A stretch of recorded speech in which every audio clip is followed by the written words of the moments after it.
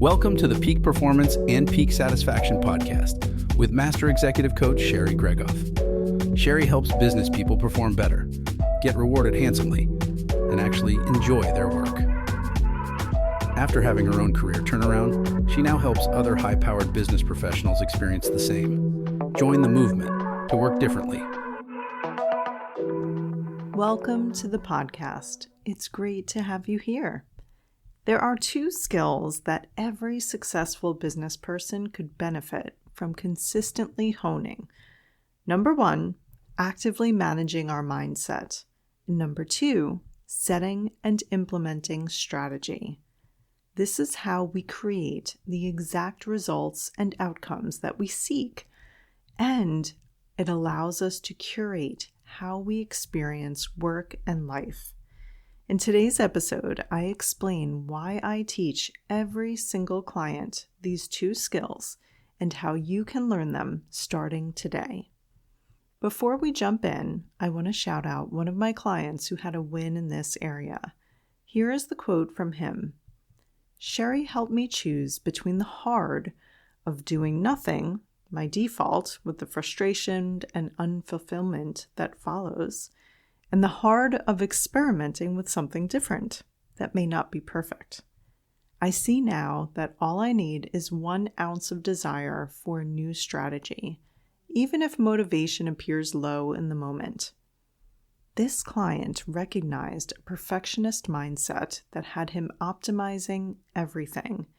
If a way forward wouldn't maximize the benefit to him, he would talk himself out of pursuing anything. The frustration and lack of fulfillment experienced in his current routine was uncomfortable enough for him to seek coaching to change it. But the thought of a suboptimal strategy kept him stuck. We loosened the grip on perfection required together by recognizing that incremental benefit would be better than the continued frustration and unfulfillment. Taking a step forward would bring more clarity. His brain put up a fight. We found every reason and every argument to stay with the status quo, and we gently refuted each together. This is the hard work of managing our mindset and setting strategy. It can feel like our first day doing an exercise to build a muscle we never used before. I am there as the experienced coach to guide and encourage at every step. It's a proven process that works. It's not easy, but it's doable, and we get some chuckles and have some fun while we get it done together. I am so proud of my clients who muster the courage to work and live with intention. I've got their back, and we get them what they want. Similar victories are shared by all of my clients, and I have experienced it too in my own career turnaround. So let's hop to today's podcast content and get you on your way to experiencing this also. When we decide to do a triathlon or to learn a new instrument, we get a personal trainer or an instructor. We know that to build and master a skill, support from an expert helps. Imagine if you were in the NBA and didn't have a performance coach. You would be at a serious disadvantage against your fellow players. In business, it can be much the same. You may hear colleagues quoting their coach or sharing wisdom learned by working with their coach, and you take note of it. Or maybe none of your colleagues talk about having a coach and prefer it be their best-kept secret. Or if your colleagues aren't getting coached, then having a coach is like being the only NBA player with a performance coach, highly valuable and distinguishing you from your peers. I don't believe people need coaching. I do believe that for anyone who wants a better experience in their work and life, coaching with me gets them there. I speak from experience, both firsthand and in my personal experience coaching others. We weren't meant to go through life or work alone, but the way our structures are set up, it can absolutely feel that way. It may be unfair to unload our problems on those around us, or counterproductive even, but to have access to an expert fit and trained for that purpose, that can feel golden. I had a client describe it to me like this just earlier this week. To feel like I can share the challenges that I am facing without burdening my coach, and then to set strategies together to overcome them, that has already made this new partnership a success in my eyes. If you haven't experienced this before, I will describe it in detail so you can truly envision it. Consider how valuable it is to be able to download your thoughts with someone and not burden them. Count on a judgment-free and shame-free zone. Not spend an ounce of care worrying about the coach or the coach's feelings. Hear directly from a coach who doesn't dance around your feelings, but tells you exactly what you need to hear to not just keep going, but to be your best. It's a sacred space when you think about it. For that hour, you are my sole priority, and you have my full attention. How often does that happen in our busy lives? Most of us aren't good listeners. We are waiting to speak. We are rushing to fix. We are distracted, thinking about our own problems. We are minimizing what can feel really big for someone. We are aching to get back to our own thoughts.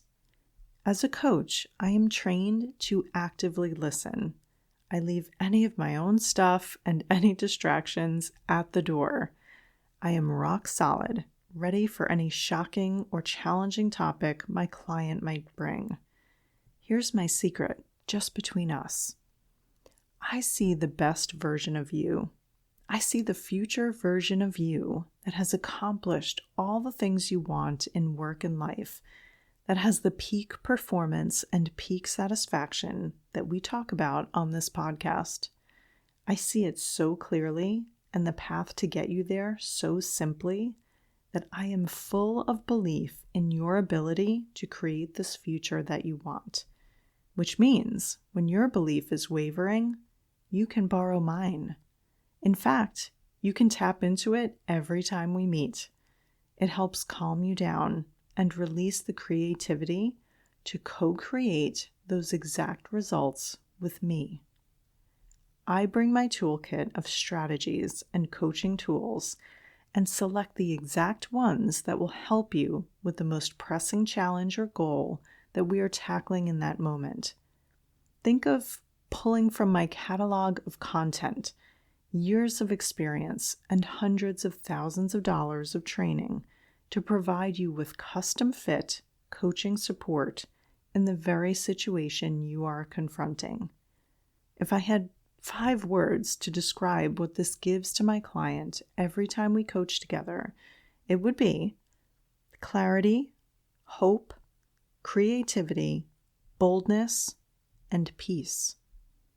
Now that you've envisioned the setting and the support, let's talk about the top 2 skills that I teach all of my clients. The first one, you guessed it, is mindset management. This is the ability to shift your perspective on a dime to one that is more constructive for you. I talk about the brain a lot. My coaching training is fully grounded in neuroscience. Our brain is our most important asset, and yet most of the time we wander around without managing it or harnessing its power. In fact, it can become our most costly liability without intentionally directing it. Here's what it's like. A toddler. If you don't have kids, picture a pet, maybe a puppy. For me right now, it would be a chick. Yeah, like a baby hen, no kidding. Your brain is like this toddler, puppy, chick wandering around, going to the top of the stairs or the edge of the street, or towards the forest filled with foxes, hawks, and coyotes. All right, maybe I'll back off the baby chick analogy. Anyway, your brain is wandering towards the shiny thing that could be harmful pretty much all day long. It's accustomed to indulging in destructive thoughts. Without being on to our brains, they may offer up destructive thoughts, and we just hear it as fact. That was a mortifying performance in that meeting. Or, They are going to discover I'm a fraud any minute now. Like a toddler is drawn to the top of the stairs over and over again, your brain may indulge in this thought over and over again. If you recognize this pattern yourself, no need to panic. Managing our mindset is a skill that anyone can learn. Here's how we do it. If your brain's unhelpful thoughts come up every time you try to make progress moving forward, think of it like that toddler. You are getting in the car to drive forward. That toddler thought, we are never going to be successful in this, pops up. And it's like the toddler grabbing the wheel, covering your eyes, or throwing up the emergency brake while you're trying to drive forward. You recognize this happening, and you keep your cool because Sherry taught you how to handle this. That thought doesn't have to go away. We don't have to pretend that your brain didn't offer it up.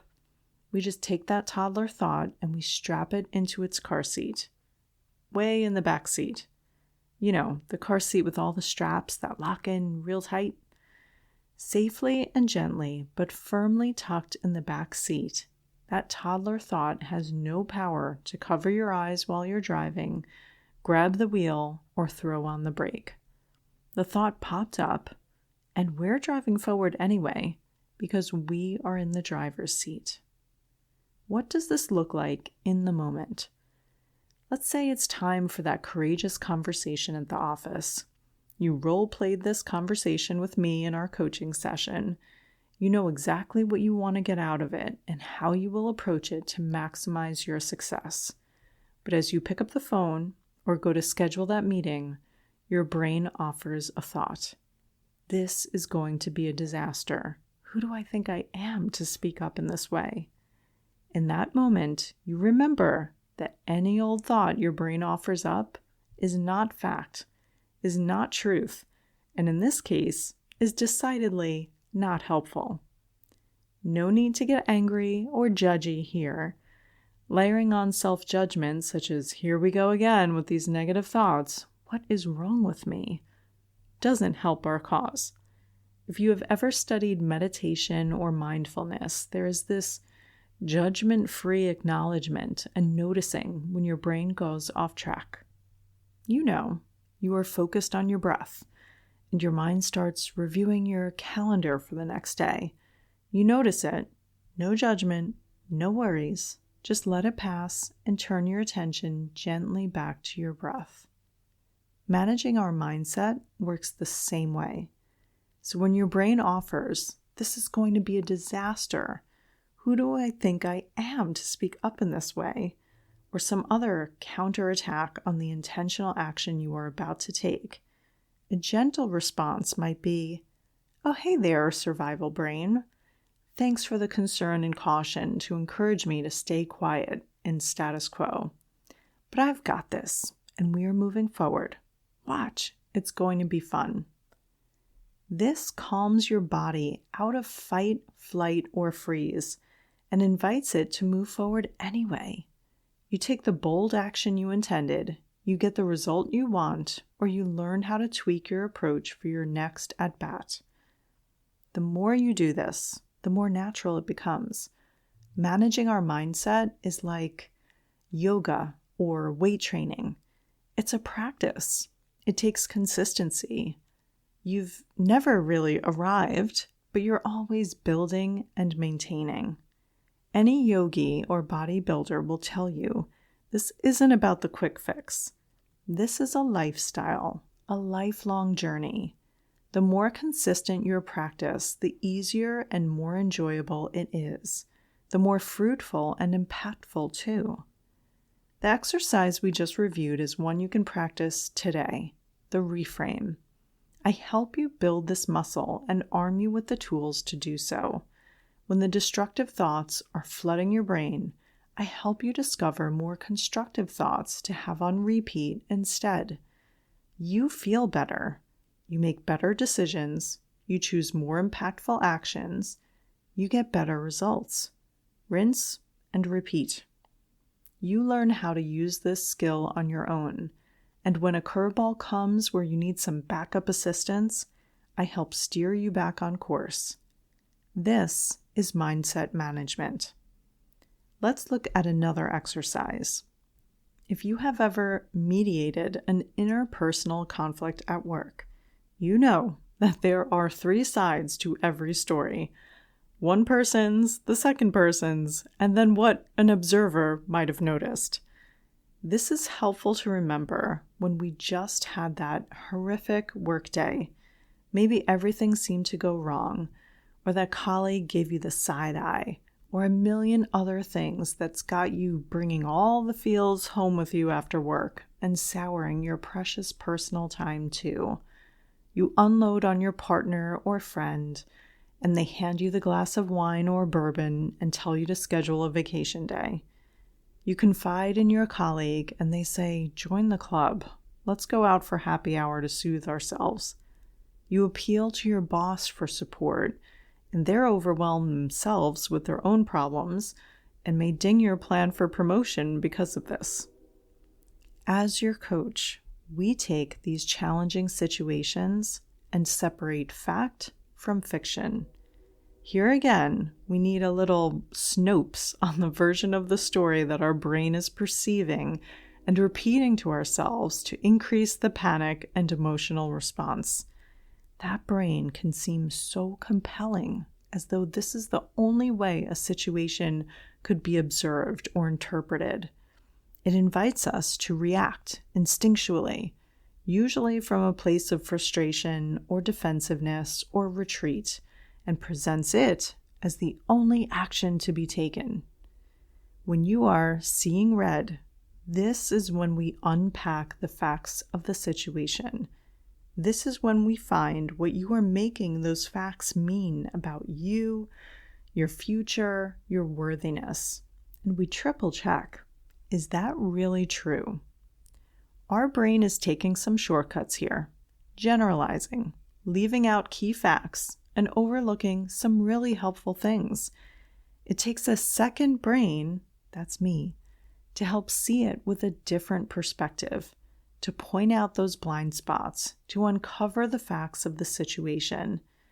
When we get to what's fact and what's fiction, now we get to choose a response.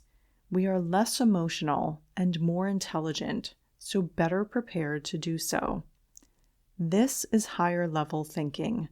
This is being on to our brains. It's not a one and done. Our survival brain can break out of that car seat in the back of the car depending on the curveball circumstances that arise. But we know the routine. We look out for those emotions that have us feeling off. We listen up for those thoughts that are destructive. We evaluate when we realize we could have made a better decision or chose a better action. We investigate when the results we have in our work and life are not what we hoped. That's the second exercise in building these mindset management skills, fact versus fiction. Lastly, we intentionally rewire your brain. Lest you think that old dogs can't learn new tricks and your pessimistic outlook or negative self-talk can't be changed, think again. Pun intended. We can change the way we think at any time. Just like our time at the gym, the new thought patterns form with practice, like building a muscle. So we flex our higher level thinking part of our brain regularly. We fill it with more accurate truths and constructive thoughts. I'm not talking repeating mantras to yourself, but hey, if that's working for you, you keep doing it, okay? What I have found most helpful is a reprogramming of our brain of sorts, a new soundtrack. Find some truths that inspire you, motivate you, light you up, help you remember who you are, help you see the facts over fiction, help you feel the emotions that have got you taking action and making decisions that you love, and review those truths every day. It doesn't have to be the same ones day after day. Here's a way that I find useful and many of my clients love. Use that mobile device that's usually wasting our time or increasing our agita, and instead use it for reminders of these truths. I share apps that you can swipe through that on a couple-minute walk up the stairs or an elevator ride or waiting for coffee to brew, you can program your brain by reminding yourself of the truth of who you are and the truth of your situation. Seeing it visually and noticing how you feel will be enough to re-underwrite that new neural pathway. It's like repetitions when lifting at the gym. By intentionally putting these thoughts in our brain, we will shock ourselves at how our brain digs up one of these truths at the very moment when it's what we needed to hear. Then we realize that this intentional rewiring of our brain is working. Garbage in, garbage out. Constructive truths in, constructive truths out. Use that mobile device or post-its on your monitor, post-its on your mirror, the visor in your car, cards in your purse or wallet. Get these reminders and read them or say them out loud or listen to them. Fill your brain with good constructive content and it will listen up and take heed and file them for the very moment when they will carry you. We talked mindset. Let's go to strategy next. I'm talking strategic action, carefully chosen action to advance your goals. Most of us get caught in a habit at either end of the spectrum. Some of us get stuck in busyness, overworking, and doing lots of things, but not making progress. It's a version of fight, a stress response, this overactioning. The illusion here is that we need to do more to make progress. Without the right strategy, though, this can lead to burnout. The hamster wheel of effort without the results to show for it.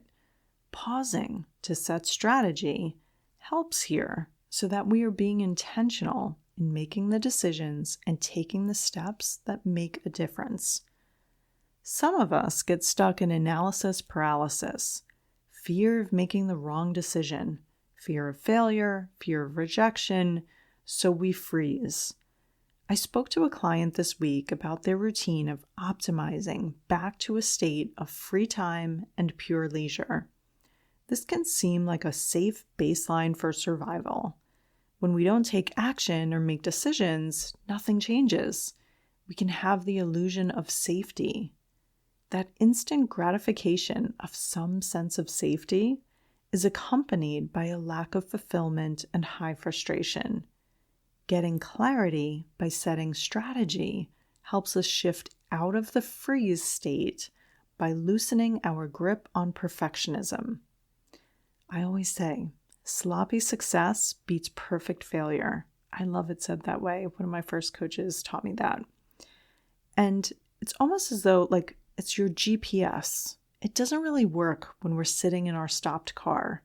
We've got to move forward to get updated instructions to take us where we want to go. So we know now that moving forward strategically is in our best interest. But how? How? It's one of those questions that invites us to indulge in confusion. When we don't know how to do something, we've got a ready-made excuse to not take action. Our brain loves to zero in on all the things we don't know, instead of doing what we know would help. Let's take a non-business example just to switch things up. I have met with a nutritionist, not because I had any issue with food or my health, but just because I wanted to optimize my nutrition. I don't think she actually rolled her eyes at me, but the response I received was pretty close. I was disappointed that I wasn't leaving with a meal plan in hand to adjust the levers on my nutrition for optimal results. It makes me giggle even just to retell the story. Our brain loves to offer us that we don't know how to fuel our body properly. So we need fad diets and all or nothing approaches to optimizing what we eat. I help clients apply strategies not by reading literature and gathering data, but by taking action. Rather than seeking out the answers from some external source, We mine their own brain, starting with what they do know. Imagine applying this to our nutrition. I don't need a professional to tell me what my body responds well to. I don't have any serious undiagnosed issues. I have my common sense. I have education on this. I have firsthand experience living in this body and making different choices in my nutrition. In each session, we devise our top strategy to get the results sought. It's an untested theory, but based on some deep thought and instincts. Then it's time to put it into action and gauge success.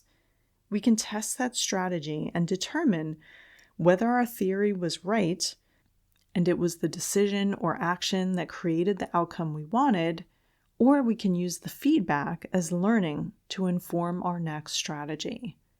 This iterative process keeps us out of a state of confusion, searching for the optimal, perfect path. It's progress, not perfection. Consistent progress wins over analysis paralysis every time, and clarity comes with action. Taking action can feel daunting when it seems so huge. I see clients looking at implementing strategy instead as making small experiments. The key is consistency. If we are always experimenting with our strategy, then we are always racking up experience that we can learn from. That value proposition serves as motivation.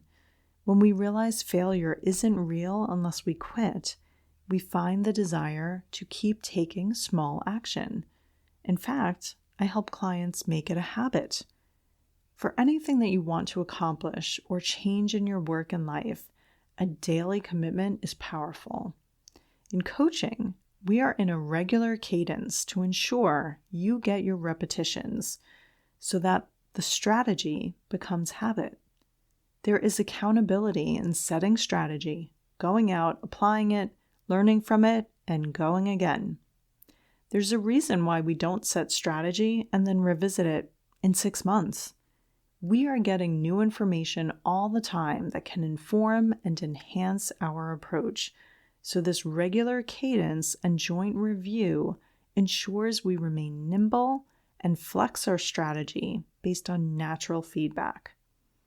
The skill of setting and implementing strategy includes continually moving forward, mining what we already know to set our strategy based on our top theory of what will create the results we want, and we adopt the habit of iterative experimentation, extracting value from every strategy implemented.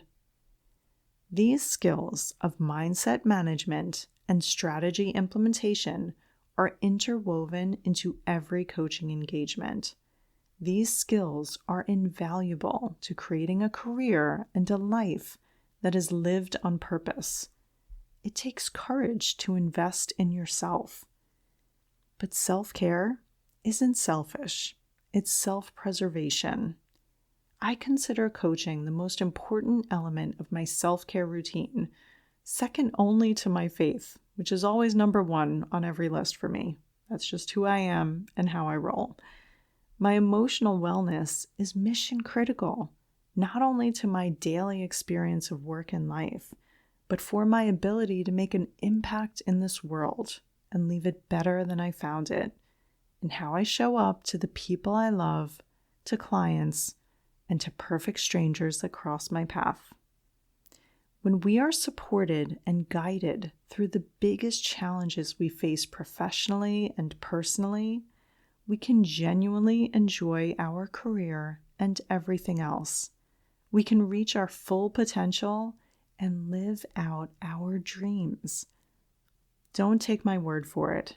Check it out firsthand in your career strategy session. I'll see you there. Until next time.